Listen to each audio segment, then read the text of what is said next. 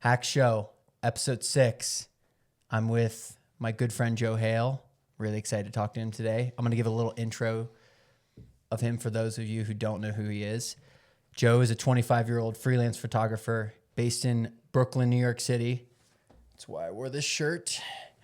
And I'm gonna really brag about Joe for a second. Some of his clients include Nike, Adidas, Lululemon, Tata Consultancy Services, Whoop, Celsius, etc. He shot with Tom Brady. He's the bee's knees. He also shot my wedding, and he lived in my house in a year during COVID. So, Joe, you're one of the first guests that we won't be talking about running the entire time.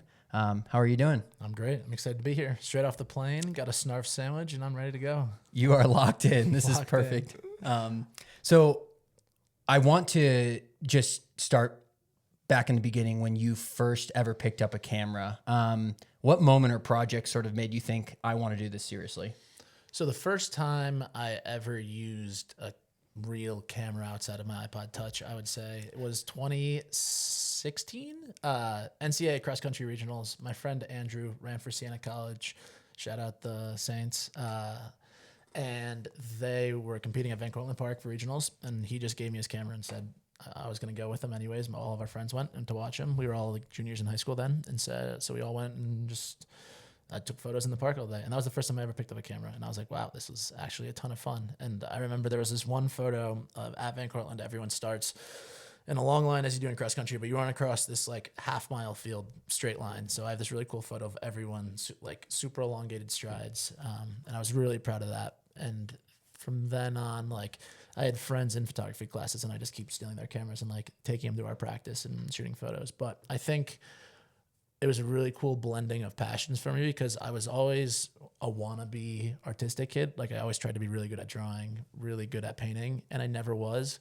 But I was really good at computers and softwares. So photography was kind of the nice blending of that, where I could do something artistic in the real world. And like I bugged my parents' computers with so many viruses growing up just because I'd try every software around.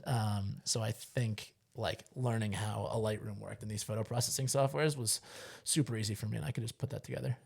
When I first met you, you also had a huge love for running. So how did you blend those two things? Because you knew everything about running. Yeah, I'm a running nerd. I still am a running nerd. It's fallen off a little bit, but like I don't know, when did we meet? 2020? Mm-hmm. Did I meet you before I came out to Colorado? No, it was just the other guys. I think online maybe, yeah. But yeah, I loved running. Like I ran, except for in New York, you can start running track in 7th grade for modified. So besides indoor track of 7th grade, I ran every season in high school. And I was always the fastest kid in like the gym class mile. So I tried every sport: lacrosse, baseball, everything except for football, basically. Did a little taekwondo for a little bit, took a couple lessons, did swim team, did everything. Was never that great, but like could walk kids down in the gym class mile. So I was like, all right, I'll do track, I'll do cross country. And right away had a really good group of guys. I think that's something pretty special that I had from the jump was like when I joined, there were 7 other guys that joined, and we were the same team through varsity senior year. So for like 6 years, my best friends, still a lot to this day, are the Niskuna High School cross country kids. And yeah, like just from that, I just fell in love with the sport of running. Like, and there was just a wealth of knowledge to learn, like pro athletes. That I was also a huge baseball guy. Yankees hat, wear it all the time, huge Yankees guy. And like I'd go to Yankees games, but I'd sit in like the top deck, and there was no interaction with the players. Like I'd go to a track meet, like I'd go to the Armory, and you can meet a pro athlete right there. And I thought that was the coolest thing ever. So from that, just kind of like got invested in pro running, started to follow it more. It's a really easy circuit to follow once you understand it, because it's the same events every year. So yeah, we just follow that around and really got into that and the aspect of it. Yeah. No, when we first met, I feel like it was so fun talking to you because you knew I also am like a big running nerd. So we knew all the same niches, and we would talk about the same niche pro runners that probably no one else would know. No one else would know. So we definitely connected early on that. You mentioned it a little bit, but all of my really, really good relationships and friends come through running. Have you in the photography world, do you feel like you've started to sort of create the same network of human connections that you've had?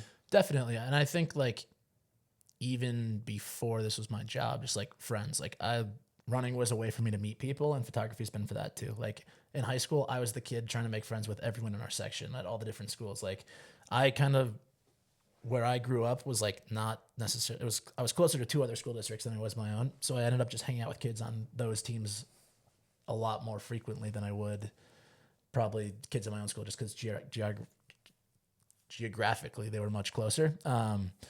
And that's kind of just progressed throughout time. Like I also love social media and the power that I can make a friend in California and I'm 16 years old in New York and like I've never met him before, but I can talk to someone every day. And like I've done that a ton throughout my whole life, and that's helped me a ton in my professional career too. So I think, yeah, like just utilizing the power of social media, to the community of running, like has really made my network explode in terms of friends and professionally. When you're behind the camera at a meet, what are you trying to capture? Like, are you looking for the performance aspect of things? Is it the like emotion of like, the facial expressions? Are you actively thinking about something? Kind of depends on where I am, what I'm doing, who it's for. I think when I first started, it was a lot more of like, holy shit, that's that person. They're running really fast. I need to get a photo of that. And that's really helpful for a young photographer to get noteworthy photos that kind of put them on the map. Like that's how I met a lot of you guys going to the Armory and like taking photos of you at Milrose or something and being like, oh, let me DM this to them. Oh, they tagged me. Like that's huge when you're first starting off. I think now that I have an established kind of presence in running specifically, that it's more just like, what can I do for fun? Like New York City Marathon weekend, I'm much more concerned about getting my friends and getting a cool photo of them than I am about the winner, because that like there's a billion people getting that photo. And for me, like at a marathon like that, you can get paid for that photo.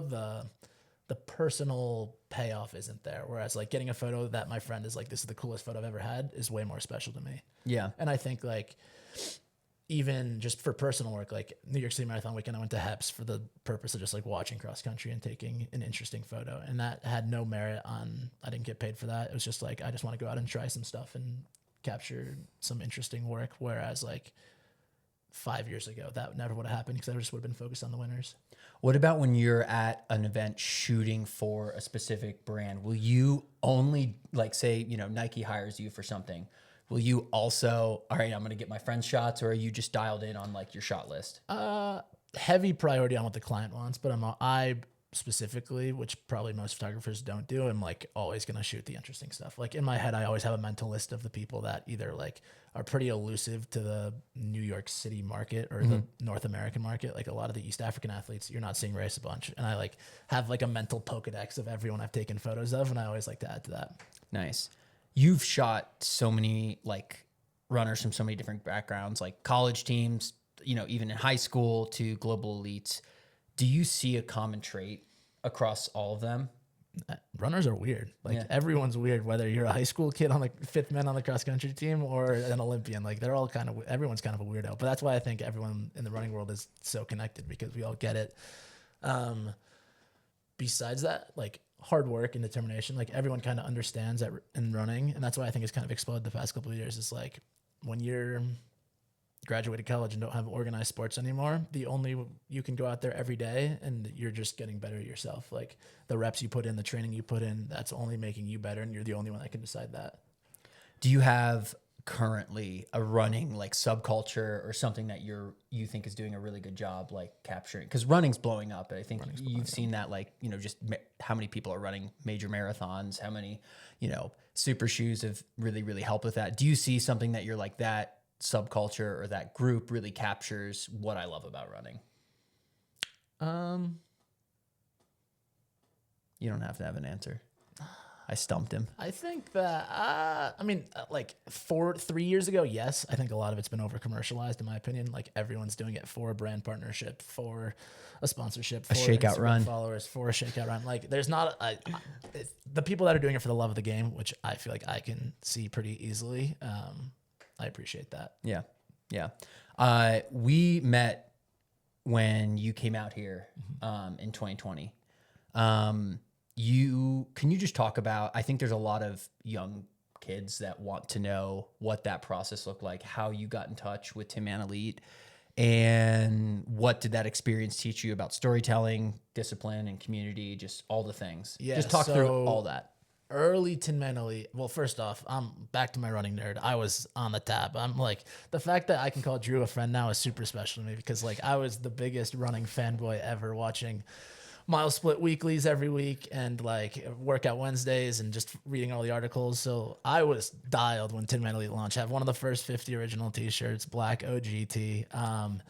So the way I met the guys was I was wearing the shirt at Fifth Ave Mile one year when Sam was running and just met him and got a photo. And I think from there, we just kind of stayed in touch over Instagram messages. Like Sam was nice enough to just respond to my messages every once in a while. And when anyone on the team would run in New York, I was doing some part-time work at the Armory, like my freshman and sophomore year of college. So the big events in New York, like the New York City Marathon, Millrose, Dr. Sander, Fifth Ave Mile, basically, are the four big ones. So whenever anyone in the pro running world was in those events, I was there trying to take photos, even if I didn't have a pass, just from the sidelines. And I think they must have just seen this kid show up again wearing another Tinman Elite shirt. And after like 4 times, they were like, oh, this kid's here. And then I met my now good friend Max, who was intern, I guess, at that time, and then would soon to be brand manager at U.S. Cross Country Championships. It was in Lehigh, Pennsylvania, and Tinman Elite was like one of the only pro teams that really prioritized the U.S. Club Cross Championships. So me and my friend Jay Benlin, who now is the photographer for the Atlanta Falcons, but we came up and running together, which was super fun to see him succeed. We drove to Lehigh basically for the purpose of taking photos of Tinman Elite that day. And that was 2019 or early 2020. Had to be like January if it was 2020. And yeah, I met Max then, and we kind of hit it off. It's really funny to look back on because Max had no idea what he was doing, and I thought he was like God, and like because he knew how to shoot video in slow-mo, which is awesome. But yeah, so we kept in touch then, and then after that, I was planning on coming to Boulder anyways. This was 2020 summer, I think. Yeah, it had to be. I was planning on coming with a friend anyways, just because I had seen, basically because Tinman Elite videos. I was like, all right, everyone's out here. Like, I've always been a very self-starter person. I'm like, if I'm out there taking photos, like, I'm going to figure it out. Something's going to happen. What proceeded was just a nice stream of luck, hard work, and right place, right time. COVID happened. I was going out to Boulder anyways. Basically convinced Max to let me come to practice a couple times at the start. I got to Boulder like May of 2020, basically, so heart of COVID. I was living in a CU sublet that I found on Facebook Marketplace with some random climbers. I just come out to workouts like twice a week. Like the week I got there, you guys left for South Dakota, and you were like, see you in a week, I guess. And I was like, all right, cool. And they're like, you can fold our t-shirts in the basement. I was like, sick. Like, I'm happy to help out. So I spent the first week and a half, basically, I feel like, in the basement folding t-shirts. Joan and Mark were there. I don't know why they were there.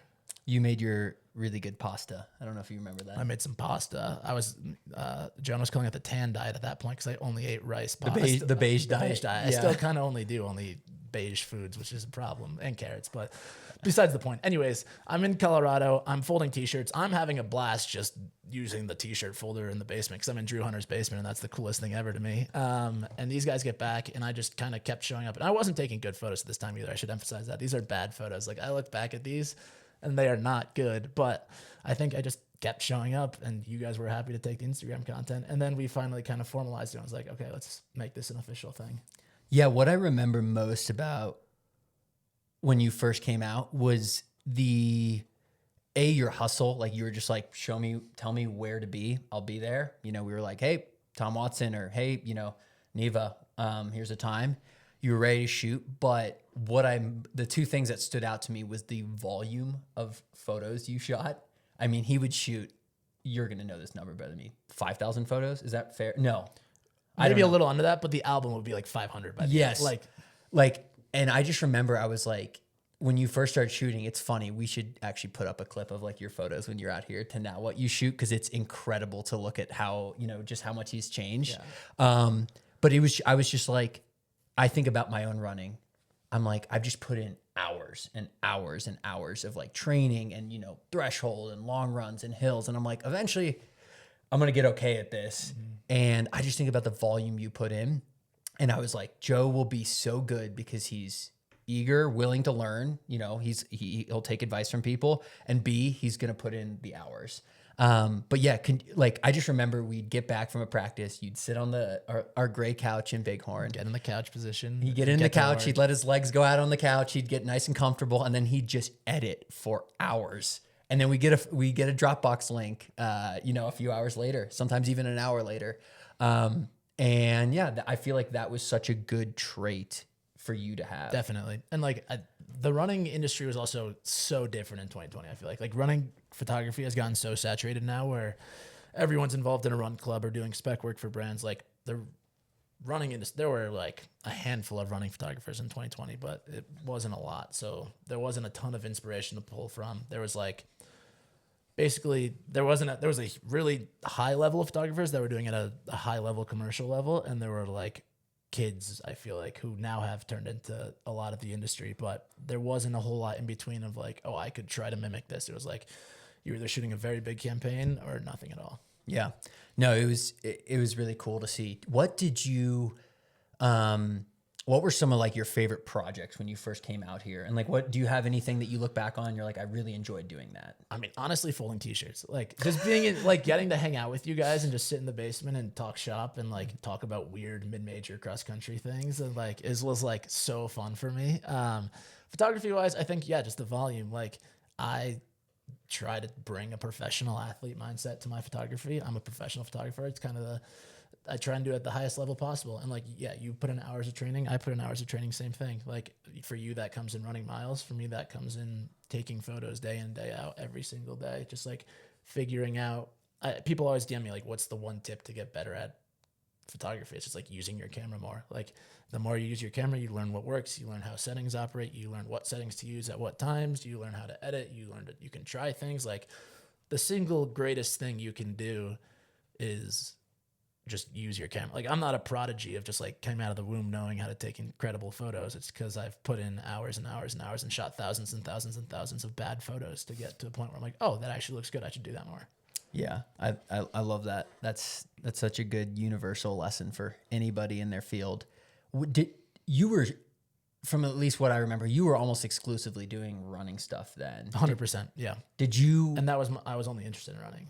That was my next question. Yeah. Was there anything else that you were like, I want to do this? No, because I grew up in like upstate New York, where like there are a couple of good high school teams, but there's not like professional running was so foreign to me that people could do this. It's not like I grew up in Colorado and like it's pretty funny. Like living in Colorado, we'd see high school kids that went to Niwot or like Monarch, and they'd be like, oh, those are the Tinman guys. Like to me, that was so unfathomable that like essentially you were the same to like Eliud Kipchoge to me. It's just like living out in this far off place, running every day, just hanging out with your friends. Like that was the same level of like mystique to me. So once I got involved in the pro running world, I was like, oh, this is so sick that I can just hang out with people that run an hour a day and hang out the rest of the day. And Joe, you can come on the podcast whenever. If you're gonna keep just glazing me like this, time. Like you can come on whenever. I want to ask, just tell me what Footstep Creative is. So Footstep Creative is I am a partner of. It's our creative agency production company that we started in 2022, heavily rooted in Tinman Elite, just because all the guys we met through Tinman Elite. We were actually born out of a project that was the client knew of us because of Tinman Elite and the work we had done. So yeah, we're 4 years in. There's four of us, me, Kevin Gunawan, who was a Tinman Elite intern and lives in Boulder, Max McNerney, who was a Tinman Elite intern and full-time employee, lives in Boulder, and Stone Malik, who was not a Tinman Elite intern, but we just knew through Instagram, and he was also shooting running in LA, and we just became acquainted with him, and now he's one of my good friends and business partners. Can you explain all of your guys' roles and what, like you mentioned it, but there was a project like TCS. Can you talk about like sort of how that all came to be? Yeah, so four of us are full-time. I say full-time because we all do freelance stuff on this. Like I'd say 60% of our work is freelance, 40% is Footstep. So it's an interesting setup. Like we meet once a week on Wednesdays to see what's going on in the company. Sometimes there's a lot and it's super busy, and sometimes it's boring and there's nothing to really talk about and nothing to go over, and we're more focused on our own hustles. But when we can all get together, we do live event coverage, photography and videography, I would say, is like our main thing. We also do campaign work, but we really like the event coverage and activations. Title wise, I'm our head of photo. So anything photography related, whether that's bringing on people, whether that's producing photo shoots, whether that's just like kind of coming up with creative direction or art direction for what we want to do for the photo shoots. I do a lot of that. Something I've gotten into the past couple of years, I would say, is like back end processes relating to photo. Like I said earlier, I've always really been into learning about softwares and how processes can make your photos better and more efficient. So I've really gotten into like ways that we can deliver assets to our clients faster, which is a fun thing, which I've sunk a lot of time into. Max sits as our head of storytelling, which his greatest skill set is just being able to like ideate and be logical and thoughtful. So he makes sure when we're doing like a big campaign or project with a bunch of moving pieces, they all kind of are cohesive and relate together to one common theme. And he works with the client to like do all the storyboards and also a lot of the directing of videos and writing out like scripts and all that stuff. Stone works as business development. He's kind of handling the X's and O's on the admin side, working with clients, handling billing, accounting, also directs some of our stuff. And Kevin's our head of production. He is also our DP and builds out schedules and also works with clients and stuff like that. Nice. I want to know, when you first started, how did you ever decide like, okay, how do I get paid through this? You know, because when you came out and interned us, it was, you know, obviously a small stipend, and like a lot of it was free work too, because it was a unpaid internship for parts of it. How did you, at one point, you know, someone comes to you and says, hey, like, this is what we want. And then you were like, and they ask you, how much do you want to get paid? How did you figure out how to do that? In the start, I just like doing it like to this day, a lot of the stuff I do just for free. Like this is truly what I would want to be doing if I could pick anything. And I'm very fortunate to be able to say that. But like, I think I worked at the Armory they gave me a quarter zip, I was like, sick. I got a quarter zip. And they like 1 year they rented me a lens for New Balance Nationals indoor. And I was like, sick. I got a lens to shoot. Like I'm truly just happy hanging out, taking photos.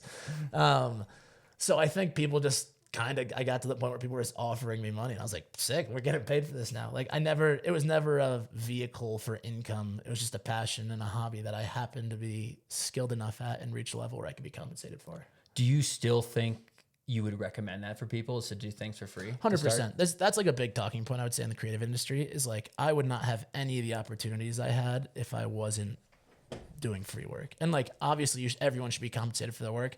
When you're starting and you show up with a camera, no one's going to pay you, or they shouldn't probably, because they don't know what you're going to make and you don't have any basis. But like, that's where shooting personal projects going. If you're in a running, I brought my camera to all the high school meets and just take photos of my friends running. No one's paying me for that. But I then had some examples of work that I could bring to someone that that's how I got into the Armory, was shooting that stuff. And then from the Armory, I got to work with NJNY because they had seen that I worked and I was going to college across the street from where they practiced. From NJNY, I had some basis in the running world that I could show up, and when you guys looked at my Instagram, you could say, oh, this guy like has done this before. And then from Tinman Elite, then started to get paid, and two, other people were like, oh, he's doing this at a high level, he can get paid for it, and we can pay him for his services. Nice. Yeah, that's awesome. I do think that is cool that like you did the hard yards for free, just getting in the reps. But like, to me, it wasn't even hard though. It was like, I was having so much fun every day out here in Colorado that like, I had to get paid at a certain point to be able to exist. But like, I totally would have done it for free if I kept going. Boulder in 2020 summer was the place to be. What is the future of Footstep? Like, what do you see sort of you guys doing in the future? Just running stuff, or? No, I think we're all kind of starting to hit a point where running's exciting, but we've done it before, and we all are very much under the mindset that we don't like to do the same thing over and over again. It is interesting. Like, we all have our own careers outside of Footstep, and it's like kind of a part-time job right now. That it's great when we can get projects from our own clients and bring them in and say, oh, we can pull in my team for that, or someone just knows of us as a team and pulls us in. But I think that's like a conversation we're always having, is how do we want to do more of this? Do we want to do less of this? And it's nice that we can always have those conversations. I think at the end of the day, working together is really fun. And those, like I said, those events is great. So like right now, I would say we're starting to target more just like cultural moments, because brands activate around those, whether it be the New York City Marathon or the Super Bowl. Like, there's non-endemic brands that aren't specific to running. Like, a Marriott or a Cash App or something like that. They're just like, they do activations at the marathon and they need photos of it. So I think that's a world that personally I would like to move into, is being like an NBA All-Star weekend and like doing stuff for just brands that are activating at these moments where sports are involved, but we're not necessarily at the big show, but we're involved in the weekend and somehow. What's the like percentage or flow of you guys pitching projects to companies versus companies now coming to you? Personally, I used to go crazy on the outreach for my own stuff. Like I was actually, I forget who I wrote this in my newsletter earlier this week. I have a newsletter where I was talking, someone was asking about how to get work. And while I was shooting for Tinman and doing all these early reps, I was emailing everybody or DMing on Instagram, everybody. If you lived in Colorado, I was trying to get to your practice. If you had a running brand, I was trying to get you to send me stuff to take photos of. I probably have I was looking the other day, I have over 8,000 LinkedIn connections. No joke, I probably messaged over half of them just to try and connect. And when I was early on, I was like, oh, I need you to give me dollars now. You have dollars, pay me. And then I realized that's not how you actually get work. And it's so much more about the relationships. And if you just connect with someone, chances are, if you hit it off with them and your homies, they'll want to hire you. And one, then you have a friend. And two, if they can pay you, also great. Like the amount of work I do with my friends now is really special. And it's because I approach it from that lens of I just think you're doing something cool for whatever company you work for, and I'm interested in it. And if you happen to have a project that I could do, great. If not, I just want to support you in the projects you're working on. But back to what you said about inbound versus outbound. This, for me personally, is the first year in my career where I've had more inbound requests than I've sent out to other people, which is nice that I'm wanted, and I'm cool that people are just hitting me up and I don't have to do the work to do that. Because before, when I wasn't as busy, that's what I would spend all my days doing. It's just setting up intro meetings, coffee meetings, reaching out to people, trying to get them to just get me on their radar was my biggest obstacle. And part of that just comes from me being an early 20s photographer where I still felt like I had to convince the adults to give me money to pay me. I've learned it gets a lot easier when your friends are in the hiring positions, and it's just you don't have to convince them to hire you. They're kind of just oh, we have a project that needs a photo. Let's tap in the Footstep guy, stuff like that. From a Footstep perspective, I'd say probably similar, where this is the first year I think where before this year, we didn't have a website. We didn't have an Instagram. We weren't really doing advertising. We were kind of just focused on our own stuff. And when projects came in, we'd take them, but you had to be pretty in the know to know that we existed as an organization. This year, we worked pretty closely with a designer. Shout out Jordan. He built our website. Their website is sick. I'm very proud of it. It's I found Jordan because I was at the Olympics last year. That was also a personal project, talking about personal projects. I went for 3 weeks just to shoot stuff on the road that I could. And an Instagram account, this is why you shoot personal projects. An Instagram account found my stuff, posted it, and I got 3,000 followers in a day. And I wasn't there to be paid by anyone. And if I was, I would have not gotten that stuff because I would have had to focus on what they're paying me for, and I couldn't just shoot what I wanted to. But one of those followers was a guy that had a cool design Instagram, and I messaged him. I said, yo, your stuff looks sick. We should connect sometime. And then we talked, and we needed a website, and that's how I got Jordan to design a website. Yeah, that's really cool. Yeah. It just, you never know. Never know. Right place, right time. And that also, I think, speaks to the power of social media, which is another huge pillar of how I've gotten to where I am. Is just one, connecting with anyone I can, and two, just not being afraid to reach out and saying, hey, what's up? As a freelancer, you learn pretty quickly what rejection is like. I've, out of those 4,000 messages I said I sent on LinkedIn, probably I've gotten maybe 700 to 1,000 responses and 3,000 ghosts. And who cares? A person's not going to respond. And I've had people that don't respond, and then years later they're oh, this guy actually messaged me years ago. He's actually doing cool stuff now. We should reach out. And it's just showing that you were interested in them at some point, I think goes a long way. Yeah, that's really cool. I want to talk a little bit about your actual sort of style, vision, and process. So how would you describe your visual style when you're shooting? Yeah, I've been thinking about this a lot lately because I feel like everyone just says emotional, and that's what you want out of a picture is you want it to be emotional. And I would say now my style, though, I would describe as calculated. Working and running this long, I would say I'm very intentional in what I shoot, and reviewing a lot of other photographers' works, I find myself thinking thinking through their decision-making process to get to where they were.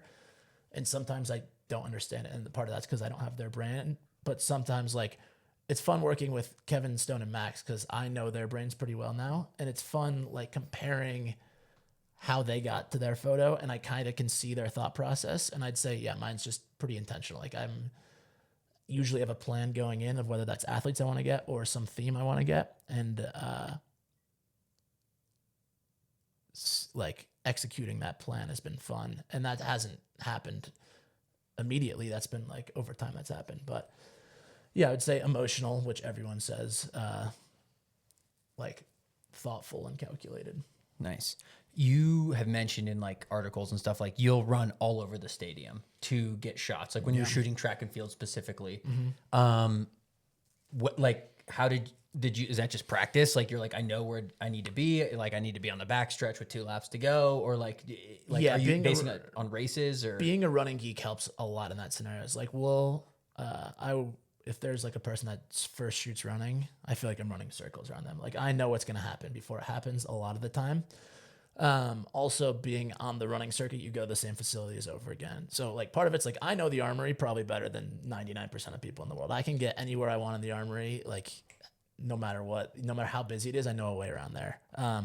Which helps like in a place where there's a confined space and a lot of people packed, like being able to navigate a space is very helpful. Like the people on the West Coast know Hayward very, very well because they're there every weekend. They know exactly what seat you sit in to get exactly that shot. At the bigger meets, the access is a lot harder. Like I just don't have access on the infield, so I'm forced to figure out how can I get a unique shot another way. And a lot of that comes from like getting high up and shooting down or shooting from the backstretch in a spot where nobody else is. So I think it's a mixture of both of like one, yes, knowing how running works and how like in a 5K, if I want a single photo of someone, I'm not going to shoot that till lap 10 when people have broken up and separated. Like there's a lot of people that might try and get that shot on lap 3, but I usually know that there's going to be a pack of 10 people still then, and you're going to get a better shot on the end of the race.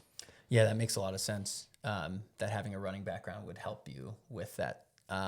What about like for a marathon where it's 26-mile race? You can't obviously be everywhere, I guess, unless you're on the lead, the lead vehicle. The lead vehicle, yeah. I think it's kind of depends on what you're getting out at the end of the day. Like my work now on marathons consists of one, having a team. So I kind of work to place people in areas that I think are cool, but also like our deliverables are just reading bib numbers of random people we've never seen before and getting a photo of them. Which there's certain areas on the course where that's really great. But like, once again, mile 3, you're not going to be able to read bib B7763 in a sea of 1,000 people. Mile 23, when people are running slower, a little more spread out, it's a lot easier to do that. I think that's for our kind of specific case study though. I think for other individuals, it totally depends on what they're getting. Like if you're focusing on the elites, you're probably going to go start, finish.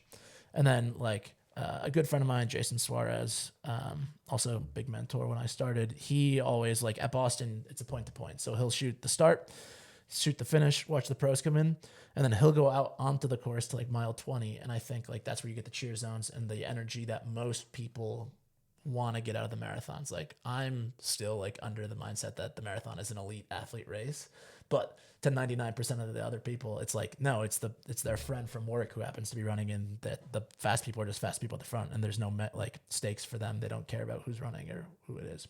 Yeah, totally. You just mentioned Jason, but I wanted to know who are some of the photographers or artists that most influence your work today and when you started? Yeah, I would say like the running industry as a whole. Like it's pretty cool that now we're just like a big group of friends, and that's pretty fun because it's a lot of us traveling to the same spot around. Everyone's in Eugene in July. Everyone was in Tokyo at Worlds, and like building that circuit. It's the same thing of like we're all just kind of homies now travel around. I would say starting out, I was looking at a wide variety of resources. I'm definitely not like the most up to knowledge on historic sports photography, I would say. Like Walter Eos obviously is like the GOAT, but I'm not too into like, it's cool to look back on the guys who are shooting on film because they're shooting on film, and that's crazy to think about. But that wasn't a huge inspiration to me. Like I said, I love Instagram, and I was definitely on Instagram more. Like Emily May, who we worked with the Tinman Elite thing, like Courtney, she was crushing, still is. Jason, Justin Britton was shooting a runner's eye. Like I was always looking at a runner's eye. That was like, oh, these guys just go around traveling, taking pictures of pro runners. Like that's sick. I want to do that. And I think my style and I came from just trying to mimic what they could do and like there was a happy split along the way of like, oh, I actually just like this better. And then I'd follow that and I'd be like, oh, I want to try doing what this person's doing. Oh, I split off here and I like this better. And that over time just led to me having my own distinct style. Do you have like a dream shoot or a dream project right now, or a company, or anything Yankees related? Like before, it was NBA for a while. I'd love to do the New York Yankees creative team. If you're watching this, I'd love to do like a Yankees media day. It's hard because like these big sports teams, when you do a photo shoot for them, they use it in a ton of different ways. Like we used to do our headshots like once a quarter, and I could kind of mess around because it was going on Instagram and that's it. But if you're shooting for the Yankees, it has to go on tickets, it has to go on calendars, it has to go on subways. Like, so my style, I would say, isn't necessarily the most conducive to that because I have a pretty stylized way of working, I would say. But I would say that's like a dream project, is like a Yankees media day would be really special. Shooting a Yankees game also would be very special. Yeah, I've done an NFL game, I've done NBA games, and MLB is like the last big major sports thing I would really like to do on a regular season level. Obviously, like NBA playoffs and finals, Super Bowl, like that stuff's cool, but just to get involved in the sport, I've never shot anything baseball. So yeah, baseball's the best. Baseball's the best. I'm kind of biased, but I'm convinced that, I don't know, I'm like such an NBA hater now, and I don't watch the NFL, and baseball's has the most soul. I'm back on the NFL. This is the first year I've actually cared about the NFL. I like the NFL. That's good. How you've mentioned that you wanted to explore music and fashion potentially. Have you any projects there? Yeah, I think it would be really cool to do like a music festival. Once again, like probably a personal project. I don't really want to get paid for it and follow, at least my first one. Like I'd want to just kind of walk around and shoot things that I think are interesting. I think something that I like to do that maybe isn't the most common is like at a music festival, there's going to be a bunch of freaks walking around as well as the music acts. And like, they're as interesting to me as the people on stage. So like getting an assignment where I could just take photos of weirdos. It's like, that's why I love living in New York. I just walk around and take pictures of weirdos all day and it's awesome. But doing more of that, fashion. Yeah, I think so. Like, I've done some like fashion-y stuff. I think just more outdoor lifestyle. Like I'm not really interested in high fashion. Yeah, exactly. I'm not that interested in high fashion, like get a model souped up in a studio and shoot something like super perfectly lit. It's way more of like the lifestyle, authentic. Like I say if it's fashion, I just want to shoot for clothes that I would wear. So like a J. Crew or an LL Bean or something like that, Man Racer, like anything of that sort where it's like they're not setting up like a runway to walk these people on. It's much more down to earth and just like people hanging out looking authentic and calm and casual. I'm just curious, when you shoot a meet, say you have, 2,000 photos you're working with, when you're like sending that out to people, how do you chop that down? Is that like, first rule I would say is take out anything out of focus. Next general rule is usually like down steps or just photos where people look unflattering. A lot of that comes in the form of down steps, but sometimes that's the coolest photos, like someone like grimacing and looking like they're actually working, and that's what you want. So I would say that's the next step. From there, it's kind of like that's like the two easy factors that knock out usually like 70% of the photos. Oh wow, okay. Take. Yeah, like either people downstepping or it just the photo didn't come out the way I wanted. From there, it's like a game of cropping, a game of looking at composition and seeing which one do I like better. Usually, once I take those out, if I'm in a series, I have like 3 to 5, and you try and get one. If I pick 2 of them, it's like relatively easy to narrow down from there. But I'd say like a good rule of thumb for at least me, I shoot a lot, but I would say like 10 to 15% make the final batch. That's like a great day of shooting. Like if I shoot 2,000 photos and I can get 200 out, that's fantastic. You've been a runner and you now shoot it, so you've observed it and been a part of the sport. How do you think running culture is evolving right now? And what do you think will be some of the exciting trends? I'm kind of a hater of running culture right now. I'm not gonna lie. Me Like, too. Me I too. We think can complain about this together. The capitalism of running is really not doing it for me. Like, just go out there and run. Like, the whole cool part of this All is right, you can Mom just Donnie. show up with a pair of shoes and get out there and go for 4 miles, run a marathon, train for whatever. Just do it to better yourself.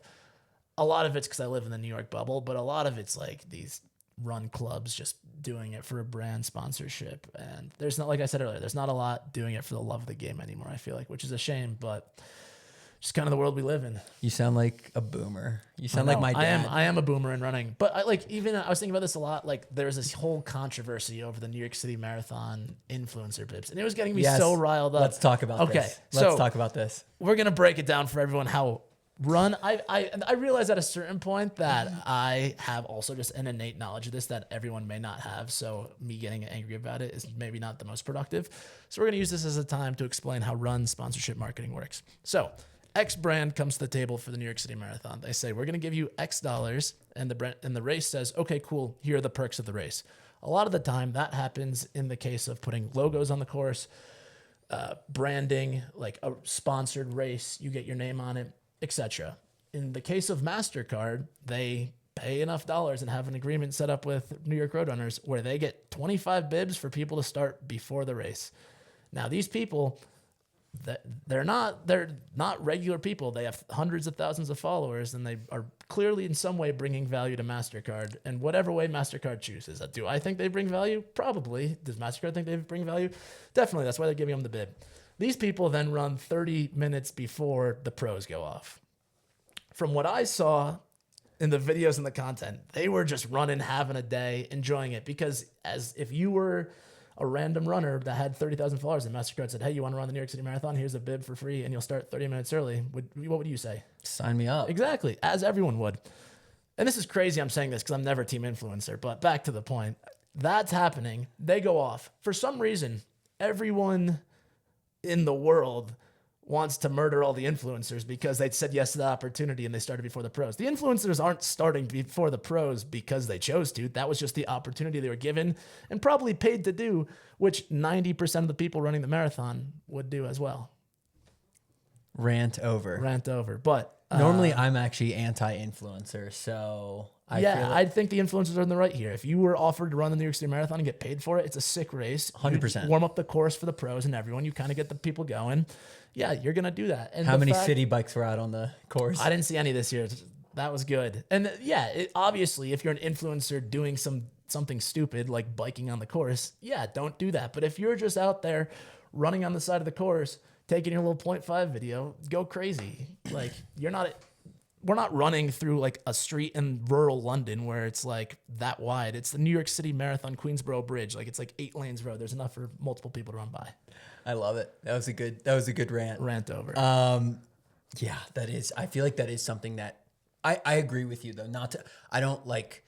There's the good that has come from good new shoe technology, more money into running. You know, running is so good for people's health. Mm-hmm. Like, let's just put that out there. Like, if you're getting out to run because you have shoes that keep you healthy and you feel good in, that is great. But it does feel a little bit corporate-y now. I think another thing is like there's a whole lot more people in running now. And I think like I see this comment a lot where it's like, this person's getting preferential treatment. It's like, well, yeah, there's people that have been doing this for a decade before you got into running. And obviously they have relationships and friendships with people in running, and they're going to get preferential treatment rather than someone who just showed up last week and like is new to the community. Like, that's just how the world works. So I think that's another space where it's like, yeah, like these people have been doing this for a while and this is the world they have lived in. And now that running's cool in the mainstream, it's like, great, you're in, but also there's ways this has been done before. And that's just how the running world operates, I would say. For sure. I kind of want to wrap it up here, so I want to ask you one more question. We got to get more positive. I can't end on a rant. Yeah, no. We're going to end on a positive note, or hopefully. If you could give advice to your younger self, camera in hand, first time, what would you say? Take the photo. Like, I think just committing to it and doing something. Like, I don't do video. I don't really have any other...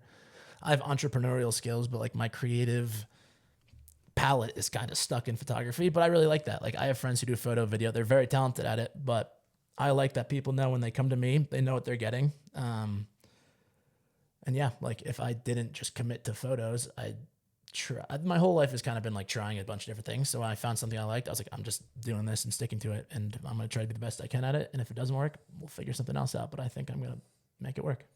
I love that. I'm literally only good at running, and it's the only thing. Like I was like, I'm just going to focus on this for a decade and make this my job and make this my life. And what would you do if you weren't running? I'd be so screwed. Yeah. Yeah. Anyway, Joe, thank you so much. I'm really glad you made it out to Boulder. He didn't fly out just for this podcast, but it was a big point in it. Exactly. Yeah. He's staying at the old crib. So thanks, man. It was great chatting with you. Yeah. Thanks for having me. HAX Show, episode 6.